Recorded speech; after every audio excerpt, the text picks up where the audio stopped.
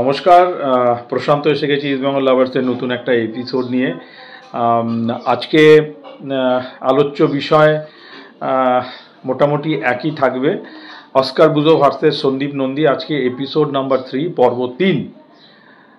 আসলে আজকে সকাল থেকে নতুন কিছু আপডেট পেলাম, তো সেটা নিয়েই কিছু বক্তব্য রাখার জন্যে আসা, এই ভিডিওটা করা। তো আজকে সকালে ধরুন সকালবেলা উঠেই পেপার কাটিংয়ে কিছু বক্তব্য দেখলাম, প্লাস একটা সন্দীপ নন্দীর নতুন একটা বাইট দেওয়া একটা চ্যানেলে তার বক্তব্য শুনলাম, এবং আরও কিছু প্রাক্তন ফুটবলারের কিছু বক্তব্য শোনা পরে আমি মনে করলাম যে না, নতুন একটা পর্ব 3 করাটা জরুরি হয়ে পড়েছে, তার জন্যেই এই ভিডিওটা করা। তো এখন যদি আমরা এই আলোচনার মধ্যে ঢুকে যাই, তাহলে যে কথাটা বলতে হয় সর্বপ্রথম সেটা হচ্ছে যে আজকে গতকাল আমাদের ইমামি কর্ণধার আদিত্য আগরওয়াল একটা উক্তি করেছিলেন যে সন্দীপ নন্দীর যদি এতই অসুবিধে ছিল তাহলে এতদিন কেন আমাদের জানায়নি, এতদিন পরে আমরা কেন এই জিনিসটা জানতে পারলাম যখন উনি পদত্যাগ করার পরে সংবাদ মাধ্যমে বা মিডিয়ার সামনে উনি মুখ খুললেন। তো তার জবাবে আজকে সন্দীপ নন্দীর সঙ্গে একটা ইউটিউব চ্যানেল থেকে যোগাযোগ করা হয়েছিল, এবং সেখানে তার বক্তব্য যে শুনলাম সেটা হচ্ছে যে তাকে ডাইরেক্ট প্রশ্ন করা হয়েছিল যে কালকে আদিত্য আগরওয়াল বলেছে যে আপনি এতদিন কেন চুপ ছিলেন, এই আপনি যে এত চাপের মধ্যে আছেন বা এত অপমানিত বোধ করছেন, আপনি আগে কেন জানাননি। তো এই প্রশ্নের উত্তরে উনি যে উত্তরটা দিলেন, বা উনি এই উত্তরটা দিলেন একদম শেষে গিয়ে, মানে একটা স্পেসিফিক কোশ্চেনের তো একটা স্পেসিফিক উত্তর হবে, তাই না?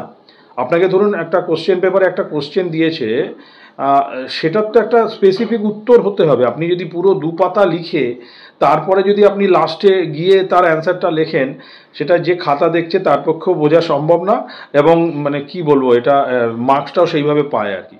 তো এই ক্ষেত্রে সেটাই হয়েছে। উনি যে পরপর যে বক্তব্যগুলো রাখলেন এবং তার শেষে গিয়ে উনি এর যুক্তিটা দিলেন যে উনি নাকি ইমামি ইস্টবেঙ্গলের ভালো চেয়েছিলেন, যাতে টিমটার মধ্যে কোনো রকম প্রবলেম অ্যারাইজ না হয়, তার জন্যে নাকি উনি এতদিন চোখ মুখ বুঝে সব নাকি দাঁতে দাঁত চেপে উনি নাকি সহ্য করে গেছেন। তো আমার বক্তব্য হচ্ছে, আপনি যখন এতদিনই এটা সহ্য করলেন দাঁতে দাঁত চেপে, প্লাস আপনি যখন ইস্টবেঙ্গল ক্লাবের বা ইমামি ইস্টবেঙ্গলের এত ভালো চান, তাহলে আপনি আর কিছুদিন ওয়েট করতে পারলেন না কেন? কেন সুপার কাপের আগেই বা ডার্বি হারার পরেই আপনাকে এই জিনিসটা করতে হলো? আপনি তো অপমানিত বোধ হচ্ছেন বহুদিন থেকে। তো আমার মনে হয় আপনি যদি আগে এই ব্যাপারটা তুলতেন, বা আপনি যদি আগে চলে যেতেন, মনে হয় ইস্টবেঙ্গলের পক্ষে আরও বেশি মঙ্গলময় হতো।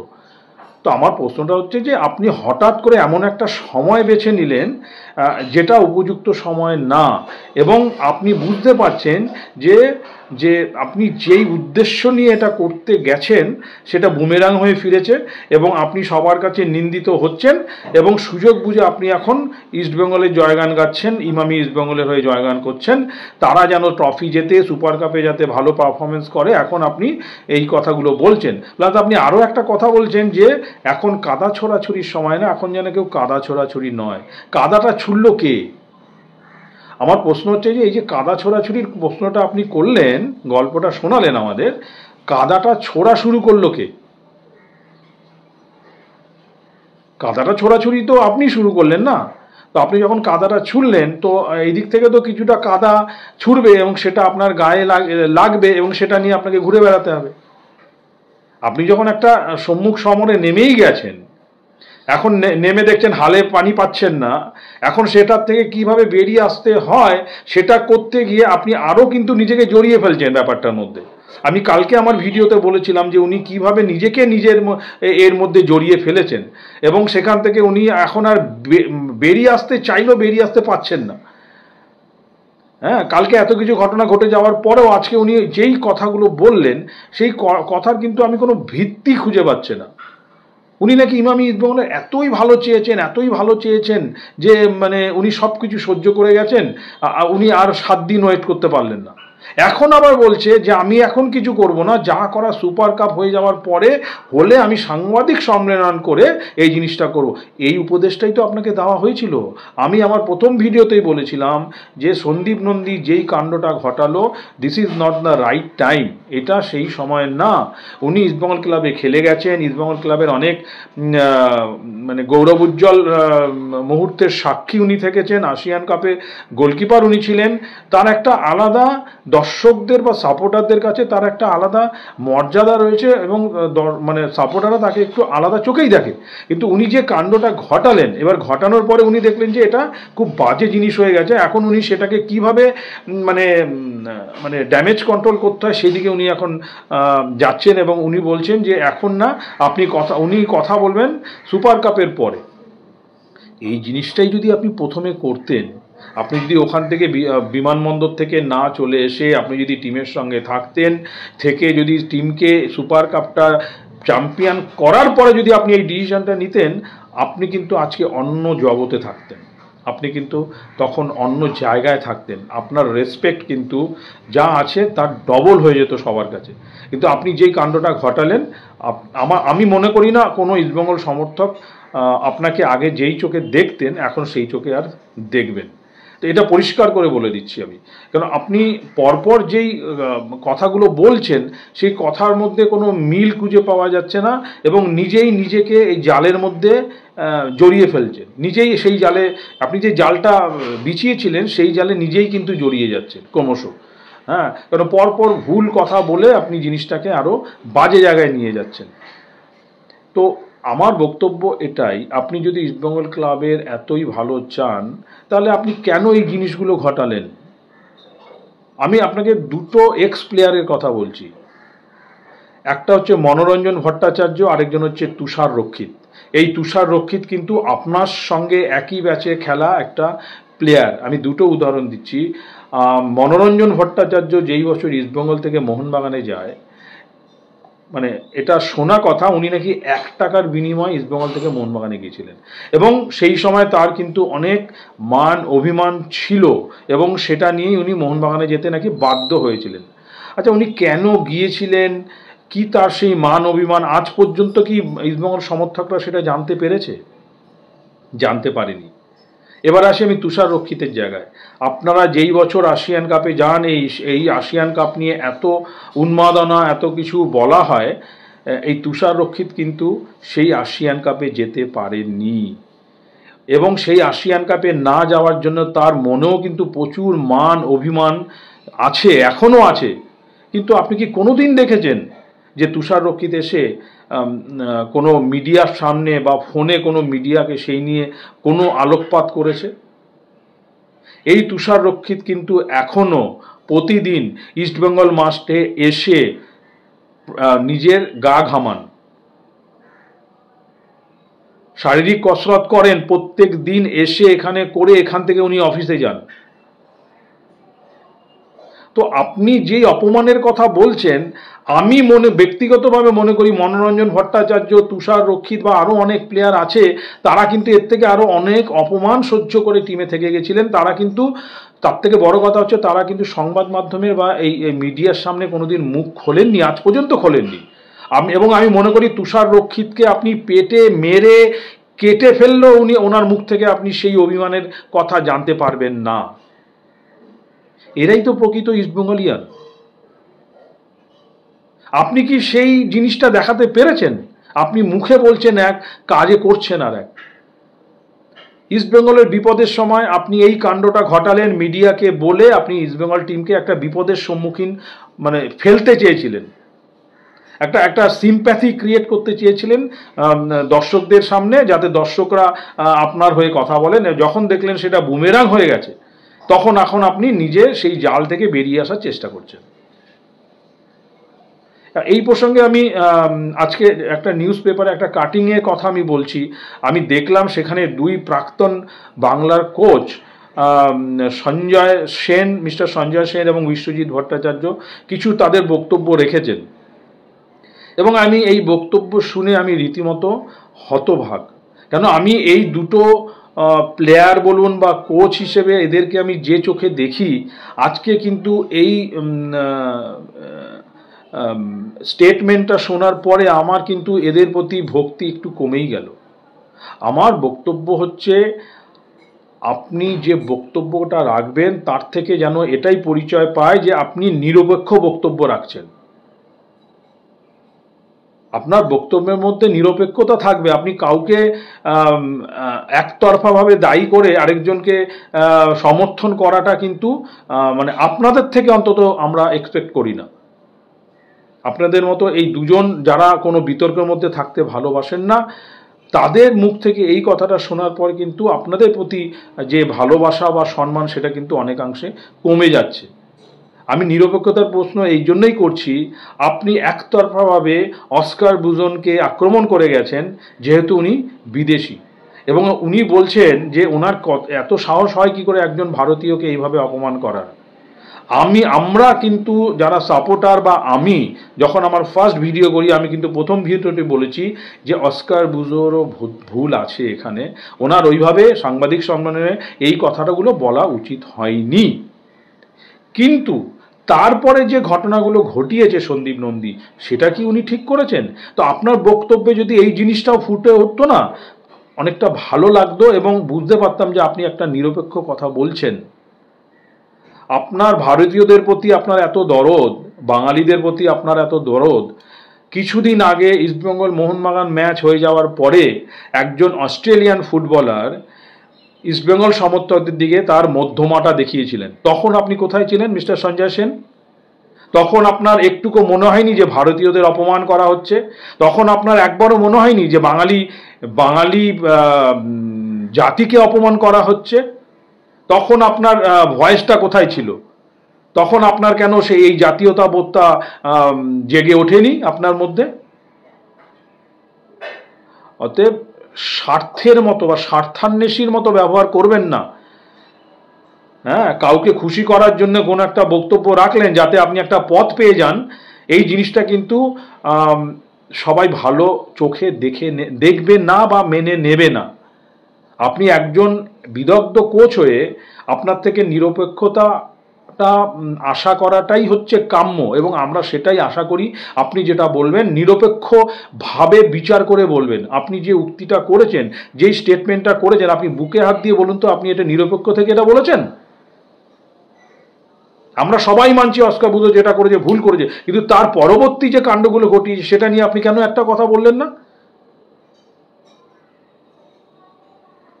আপনার এত জাতীয়তাবোধ, আপনার এত মানে জাতির প্রতি এত আপনার চিন্তা ভাবনা, তাহলে যেদিন জেসন কামিংস ওই মধ্যমাটা দেখিয়েছিল ভারতীয়দের, অস্ট্রেলিয়ান হয়ে একটা ভারতীয় নাগরিকদের, তখন আপনি কোথায় ছিলেন তাহলে? তখন সেই জাতীয়তাবোধ কেন আপনার মধ্যে জেগে ওঠেনি? তো আপনিও যে এতটা নিচে নামবেন এটা ভাবতে পারিনি। স্বার্থপর হবেন, কিন্তু এতটা স্বার্থপর হবেন না যে লোকে আপনাকে চিহ্নিত করে ফেলবে যে আপনি কি কারণে এইসব বক্তব্য রাখছেন। নিরপেক্ষ হন। এতদিন আপনাকে যেই সঞ্জয় সেনকে দেখে এসেছি, আমি কিন্তু সেই সঞ্জয় সেনকে এখন দেখতে পাচ্ছি না। ভুল করবেন, আমি কিন্তু এখানে কারোর তাবেদারি করতে আসিনি, অস্কার বুজনের হয়ে কথা বলতে আসিনি। আপনার থেকে একটা নিরপেক্ষ স্টেটমেন্ট আশা করেছিলাম। যখন বলবেন নিরপেক্ষ হয়ে কথা বলুন, না হলে বলবেন না। পদের আশায় এসে যা খুশি বলে চলে যাবেন, সেটা আপনার পক্ষেই ক্ষতিকারক।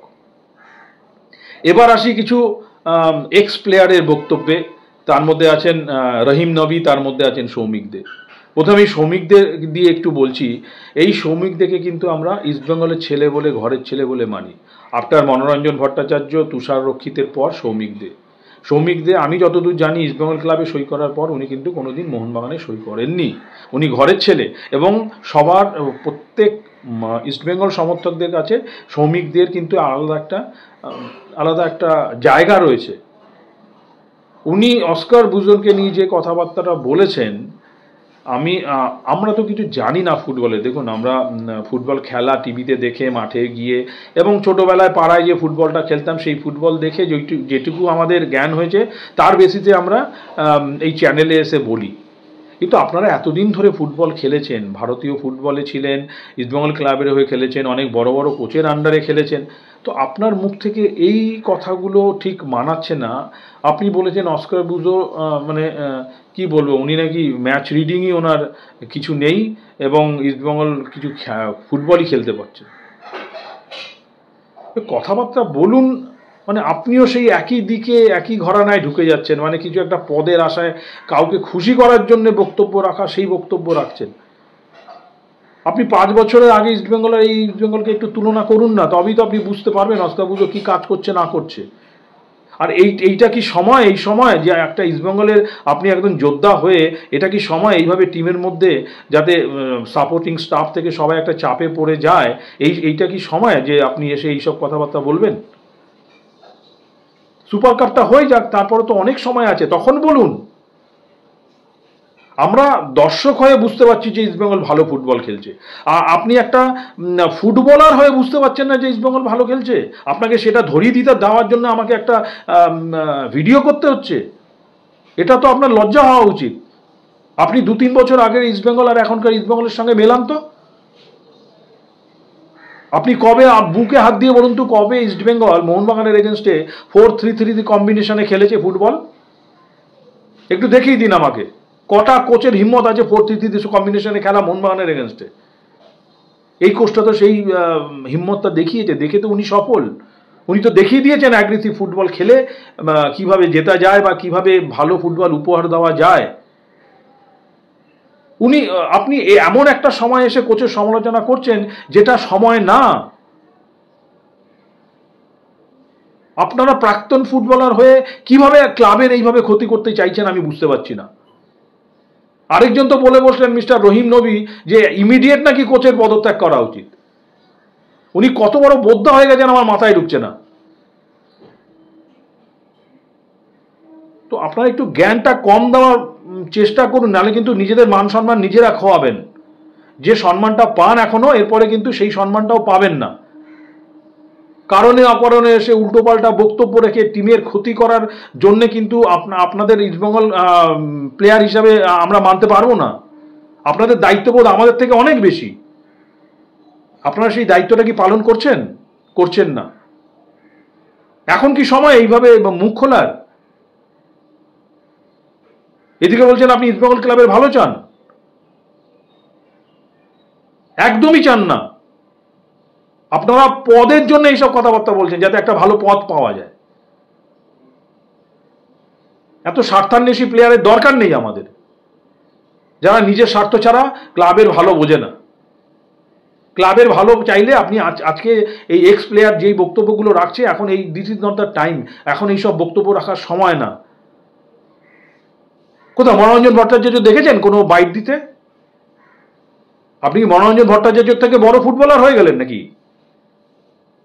মনোরঞ্জন ভট্টাচার্য বলুন, ভাস্কর গাঙ্গুলি বলুন, তুষার রক্ষিত বলুন, এরা প্রতিযোগিতা ফুটবলার, এদের মুখ থেকে কোনো বাইট শোনেন আপনারা? আর আপনারা কি এমন ফুটবল খেলেছেন যে মানে মানে এদের থেকেও বড় মনে করছেন এবং যখন খুশি আসছেন এবং এসে যা খুশি বলে চলে যাচ্ছেন। তো আমি প্রত্যেক ইস্টবেঙ্গল সমর্থককেও বলবো যে দাদা, আপনারা রুখে দাঁড়ান, যেভাবে হোক এর প্রতিবাদ করুন এই বক্তব্যের। এটা হচ্ছেটা কি, একটা টিমকে এইভাবে ধ্বংস করে দেওয়ার একটা চক্রান্ত চলছে।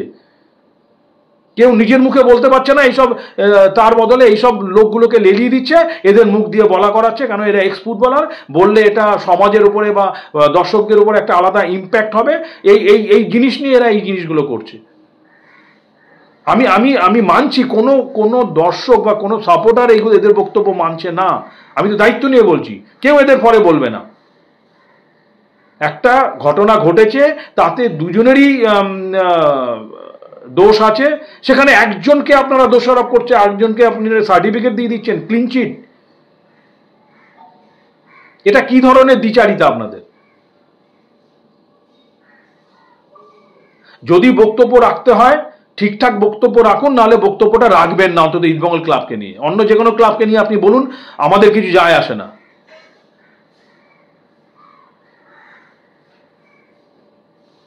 একটা ছোট্ট ঘটনা, এমন কিছু ঘটনা না, সেটাকে এমনভাবে ফুলিয়ে ফাঁপিয়ে এমন জিনিস জায়গায় নিয়ে চলে যাচ্ছে, এবং কি কারণে নিয়ে যাওয়া হচ্ছে সেটা আমরা সবাই বুঝতে পেরেছি সমর্থকরা।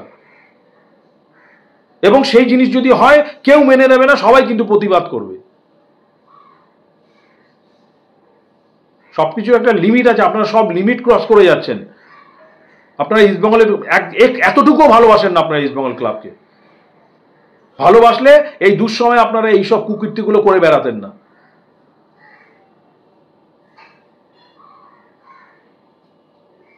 নিজেকে বড়, নিজের থেকে বড় বললে হয় না, রেসপেক্টটা না ডিমান্ড হয় না, ওটা কিন্তু আদায় করে নিতে হয়।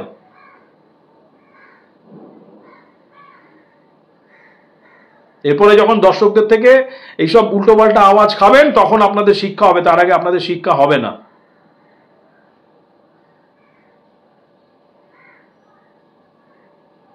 তো আমার একটাই বক্তব্য যে এক্স প্লেয়ার বলুন, যারাই বলুন, একটু দায়িত্ববোধ দেখান আপনারা, একটু দায়িত্ববোধ দেখিয়ে ইস্টবেঙ্গল ক্লাব যাতে আর কোনো রকম খারাপ পরিস্থিতি না হয় সেই দিকে লক্ষ্য রেখে আপনারা বক্তব্য রাখেন, যদি বক্তব্য রাখার ইচ্ছে থাকে।